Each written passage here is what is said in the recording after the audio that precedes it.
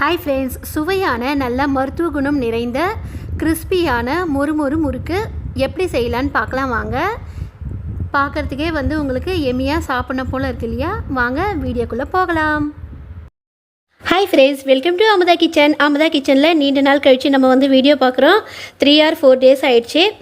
உடம்பு சரியில்லைங்க ஃப்ரெண்ட்ஸ், அதனால் வீடியோ போட முடியல. இன்றைக்கி நல்ல கிளைமேட்டுக்கு ஏற்ற மாதிரி சூப்பரான சுவையான மசாலா நிறைந்த நல்ல வாசனையான ஒரு ஸ்நாக் தான் பார்க்க போகிறோம். வாங்க ஃப்ரெண்ட்ஸ், என்னென்னு பார்த்துலாம். இன்றைக்கி நல்ல மசாலா நிறைந்த வாசனையான முறுக்கு ரெசிபி தான். எல்லாருக்கும் பிடித்த முறுக்கு. இந்த கிளைமேட்டுக்கு சூப்பராக இருக்கும். நல்ல கோல்டு எஃபெக்ட்டுக்கும் சிறந்த ஒரு முறுக்கு இது. இதுக்கு தேவையான பொருட்கள் என்னென்னு பார்த்துலாம் வாங்க. பச்சரிசி மாவு 2 கப்பு எடுத்துகிட்டு இருக்கேன். இந்த கப்பு நம்ம ஆல்ரெடி எடுத்துக்கிற கப்பு தான். இது 150 கிராம் அளவுக்கு மாவு இதெல்லாம் எடுக்கலாம். இதில் 2 கப்பு நல்லா கோபுரமாக பச்சரிசி மாவு எடுத்து வச்சுருக்கேன். இது கூட சேர்க்கறதுக்கு இன்னும் தேவையான பொருள் 1 கப்பு கடல மாவு. 1 கப்பு கடல மாவு கரெக்டாக 2 கப்பு பச்சரிசி மாவுக்கு 1 கப்பு கடல மாவு. இந்த கடலை மாவு இதுவும் நல்லா கோபுரமாக தான் எடுத்துகிட்ருக்கேன். பச்சரிசி மாவும் இதே கப்பில் கோபுரமாக தான் அளந்து எடுத்தேன். தலை வெட்டி நம்ம எடுக்க வேண்டியது கிடையாது. ஓகே, இப்போ இந்த அரிசி மாவு 2 கப்பு அரிசி மாவை மீடியம் ஃப்ளேமில் வச்சுட்டு நல்லா ஒரு 10 minutes நல்லா வறுத்து எடுத்துக்கலாம். வறுக்கிறதுக்கு முன்னாடி பேக்கெட் மாவாக இருந்தாலும் ஒரு முறை நல்லா ஜலிச்சு எடுத்துக்கோங்க. இதை நான் ஜலிச்சிட்டேன். அதே போல் கடலை மாவையும் நல்லா ஜலிச்சு எடுத்துருக்காங்க. இதில் இருக்கக்கூடிய அந்த டஸ்ட்டு சின்ன சின்ன கொஞ்சம் கட்டிகள் இருக்கும். பருப்புகள் லைட்டாக அரைப்படாமல் இருக்கும். பேக்கெட் மாவு தான் இதுவும். இதையும் நம்ம ஜலிக்கிறது மூலமாக அதில் இருக்கக்கூடிய டஸ்ட்டு ஃபுல்லாகவும் ரிமூவ் ஆகிடும். ஓகேங்க ஃப்ரெண்ட்ஸ், இந்த அரிசி மாவு கடல மாவு சேர்த்து செய்யக்கூடிய இந்த முறுக்குக்கு தேவையான மசாலா பொருட்கள் என்னென்னு பார்த்துடலாம். 1/2 டீஸ்பூன் மஞ்சள் தூள், நெய் 2 டீஸ்பூன் எடுத்து வச்சுருக்கேன். வெண்ணையும் நீங்கள் சேர்த்துக்கலாம். வெண்ணெய் நீங்கள் சேர்க்குற மாதிரி இருந்தால் 2 டீஸ்பூன் சேர்த்துக்கோங்க. வெண்ணெய் அப்படி இல்லை அப்படின்னாக்கா நெய் இது இப்போ தான் ஃப்ரிட்ஜிலேருந்து எடுத்து வச்சேன். 2 டீஸ்பூன் நெய் வெண்ணெய் ரெண்டுமே வேணாம் அப்படின்னு நினைக்கிறவங்க நல்ல ஒரு குழிக்கரண்டி அளவுக்கு நல்லா காஞ்ச எண்ணெய், நம்ம முறுக்கு பிழியறதுக்கு முன்னாடி நம்ம எண்ணெய் ஊற்றி வச்சுருப்போம் இல்லையா, அதுலேருந்து நல்ல ஒரு குழிக்கரண்டி அளவு நல்லா வாமாக இருக்கக்கூடிய எண்ணெயை சேர்த்துக்கோங்க. மசாலா பொருட்கள் இதுதான் ரொம்பவே இம்பார்ட்டண்ட் நமக்கு. மிளகு 1 டீஸ்பூன், ஓமம் 1 டீஸ்பூன், ரோல் பட்டை கொஞ்சமாக எடுத்துக்கோங்க, 4 லவங்கப்பூ. இது எல்லாமே எண்ணெய் விடாமல் நல்லா ட்ரையாக ரோஸ்ட் பண்ணி எடுத்து ஆற விட்டு நைஸாக அரைச்சி எடுத்துக்கலாம் பவுட்ரு போல். தேவையான அளவு உப்பு, பெருங்காயம் 1/4 டீஸ்பூன். இது எல்லாமே மிக்ஸ் பண்ணிவிட்டு தேவையான அளவு தண்ணி விட்டு ரொம்ப கெட்டியாகவும் இல்லாமல் ரொம்ப கொஞ்சம் நமக்கு தண்ணியாகவும் இல்லாமல் சாஃப்டாக நல்லா நம்ம பிசைஞ்சு எடுத்துக்கலாம்.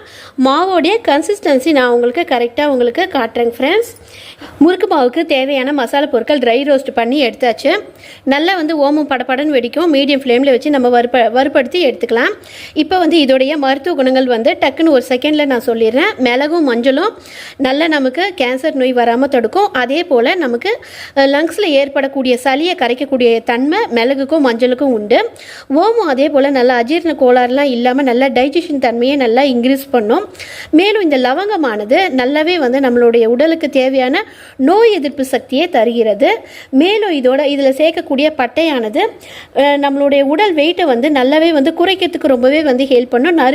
நிறைய மருத்துவ குணங்கள் நிறைஞ்சிருக்குங்க ஃப்ரெண்ட்ஸ். ஓகே, இதை ஆற விட்டு நம்ம நல்லா நைஸாக வானலில் சேர்த்துருக்கேன். இதை மீடியம் ஃப்ளேமில் வச்சுட்டு 10 minutes நம்ம நல்லா வறுத்து எடுத்துக்கலாம்.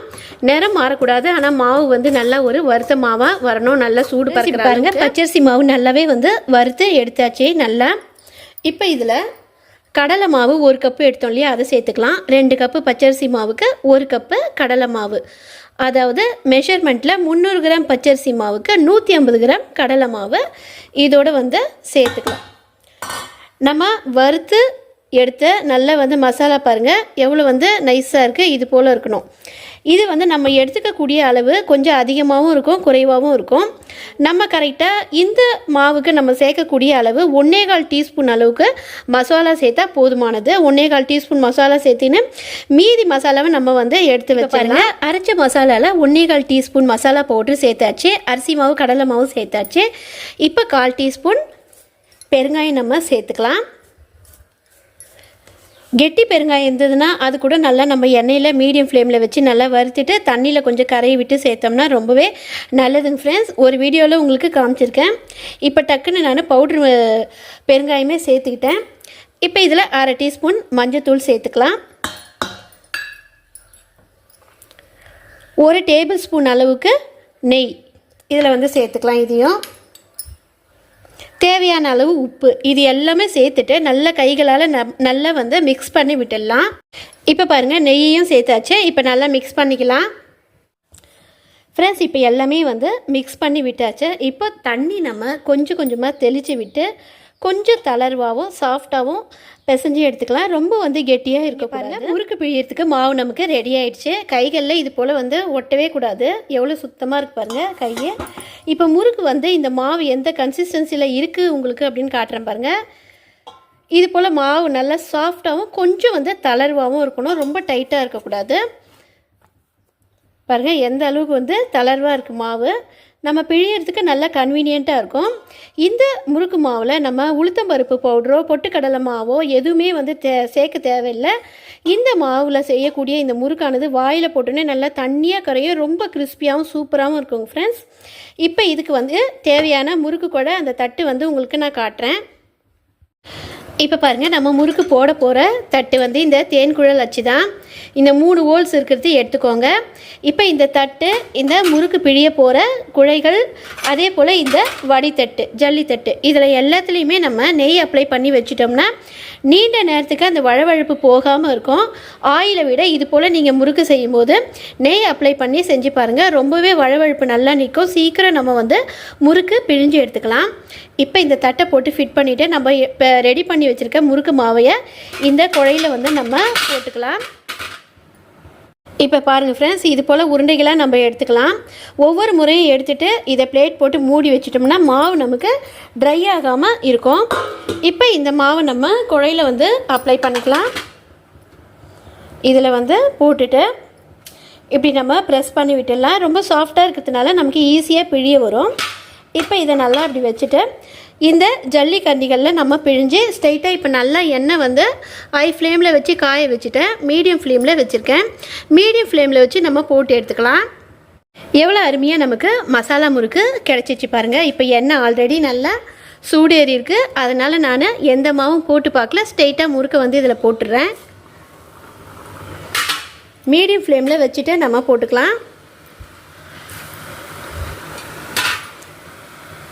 இது போல் இரும்பு வானலாக இருந்தால் நமக்கு சூடு குறையாமல் இருக்கும். டக்கு டக்குன்னு நம்ம போட்டு எடுத்துக்கலாம். இப்போ பாருங்கள் முதல் முறை நான் கரெக்டாக 3 முறுக்கு பிழிஞ்சு விட்டுருக்கேன். இதில் 2 முறுக்கு ரெடியாக இருக்குது.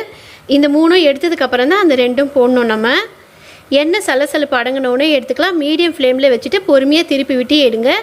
நல்ல சுவையான மசாலா போட்ட முறுக்கு நமக்கு ரெடி. முறுமுறுன்னு இந்த கிளைமேட்டுக்கு கோல்டாக இருக்கக்கூடிய டைமில் ஆயில் ஐட்டம் சேர்க்கக்கூடாதுன்னுவாங்க. ஆனால் இது போல் நம்ம மெடிசன்ஸ் சேர்த்து நம்ம செய்யக்கூடிய இந்த முறுக்கானது மருத்துவ குணம் நிறைந்ததாக இருக்கும். நம்மளுடைய ஹெல்த்துக்கு நல்லதுங்க ஃப்ரெண்ட்ஸ். இப்போ பாருங்கள் எண்ணெய் சலசலப்பு நல்லா கம்ப்ளீட்டாக அடங்கிடுச்சு. இப்போ நம்ம எடுத்துடலாம். எவ்வளோ அருமையாக இருக்குது பாருங்கள். சூப்பராக இருக்குது.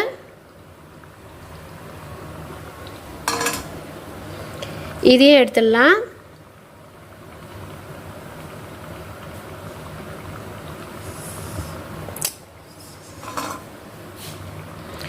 இது வந்து கொஞ்சம் மெதுவாக போட்டதுனால இன்னும் கொஞ்சம் சிவந்து வரணும். இப்போ பாருங்கள் 2வது ஈடு போட்ட முறுக்கு நல்லா அருமையாக இருக்குது. இது போல் வடை எடுக்கிற கம்பி நம்ம யூஸ் பண்ணிட்டோம்னா திருப்பி விட ரொம்ப நமக்கு கன்வீனியண்ட்டாக இருக்கும். முறுக்கும் நமக்கு உடையாமல் வரும். கொஞ்சம் பிளேஸ்லேயே வந்து நல்லா அருமையாக வந்து முறுக்குகளை திருப்பி விடலாம் நம்ம. இப்போ பாருங்கள் எவ்வளோ அருமையாக வந்து திருப்பி விட முடியுது. இதுவே நம்ம அரிக்கரண்டி யூஸ் பண்ணோம்னா நமக்கு வந்து சரியாக வராது. இது போல் கம்பியாக இருந்தால் நமக்கு நல்ல வசதியாக இருக்கும். ஃப்ரெண்ட்ஸ் நமக்கு நல்ல பிரமாதமான சுவையான மருத்துவ குணம் நிறைந்த நல்ல கிறிஸ்பியான முறுக்கு கிடச்சிச்சு பாருங்கள். எவ்வளோ அருமையாக இருக்குது. இதோடைய கிறிஸ்பி தன்மை எப்படி இருக்குது, மொறுமொறுப்பு தன்மை எப்படி இருக்குது அப்படின்னு சொல்லிட்டு உங்களுக்கு நான் உடச்சி காட்டுறேன். எந்த கிளைமேட்லேயும் சூப்பராக வந்து சாப்பிட்லாம். ஹெல்த்தியான முறுக்கு. சளி ப்ராப்ளம் எந்த ப்ராப்ளமும் வந்து இந்த முறுக்குகள் வந்து ஏற்படுத்தாது. ஓகேங்க ஃப்ரெண்ட்ஸ் இது ஒன்று உங்களுக்கு உடச்சி காட்டுறேன் பாருங்கள். எவ்வளோ அருமையாக இருக்குது பாருங்கள் மொறுமொறுன்னு. ஓகேங்க ஃப்ரெண்ட்ஸ் இது போல் ஹெல்த்தியான ரெசிபீஸ் வந்து தொடர்ந்து வந்து நீங்கள் வந்து பார்க்கணும் ட்ரை பண்ணணும் அப்படின்னு நினச்சிங்கன்னா அமுதா கிச்சன் சேனலுக்கு சப்ஸ்கிரைப் பண்ணுங்கள். அதே போல் ஆல் என்ற ஆப்ஷனையும் தட்டி விட்டுருங்க. பெல் ஐக்கானை தட்டினாலே உங்களுக்கு ஆல் என்ற ஆப்ஷன் வந்துடும். அதை நீங்கள் தட்டி விட்டிங்கன்னா டெய்லியும் போடுற எங்களுடைய வீடியோஸ் உங்களுடைய நோட்டிஃபிகேஷனுக்கு வருங்க ஃப்ரெண்ட்ஸ். பாய், தேங்க்யூ.